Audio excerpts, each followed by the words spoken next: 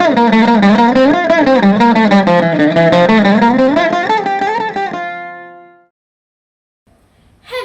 When I look at other countries, there isn't as much diversity in them as there is in India.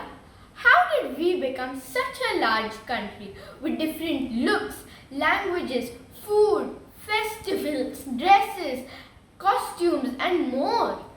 Where and how did all this start? At the very outset, we see that India is an ancient, huge country spread over several latitudes and longitudes. The diversity that one observes is linked to several factors, and we'll discuss that in this answer here. There is, however, strong underlying unity to the Indian civilization, which should be emphasized rather than the small regional variations and differences.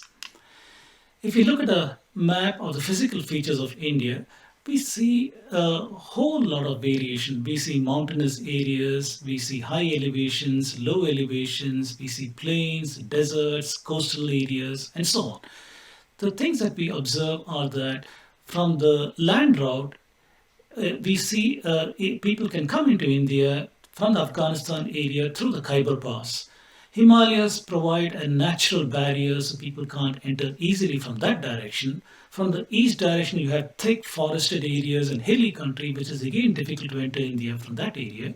The coastal sides, obviously, the deep ocean prevents easy input into India.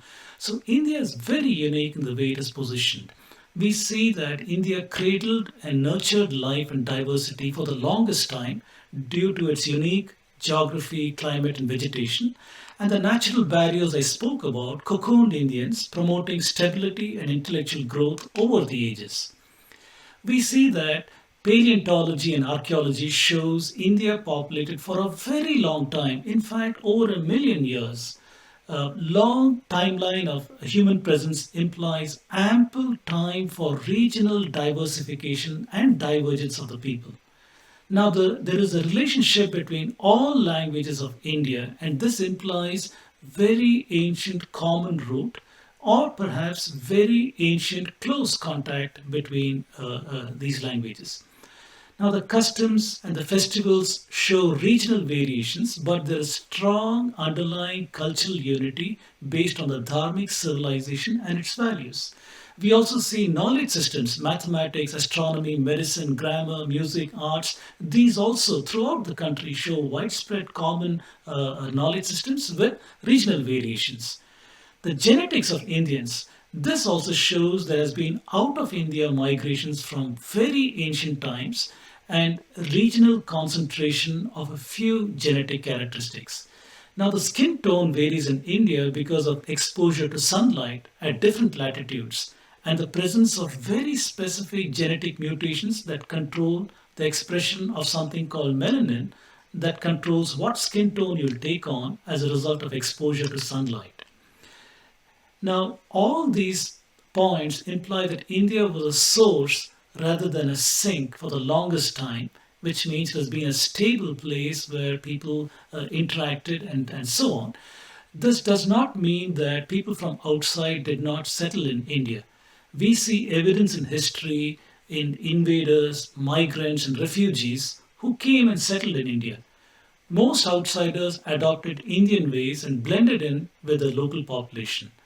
But the percentages of such outsiders is very small compared to the size of the local population and did not change the local customs or languages that much. And some examples are the Syrians in Kerala, the Jews in Parsis, west coast of India, the Shakas, the Huns, the Kushanas, northwest India, and more. We observe that India has a unifying syncretic tradition for the longest time, arising from its philosophical base, and this provides the cohesive stability for the country. Therefore, one should emphasize our strong similarities and unity rather than highlighting these small differences.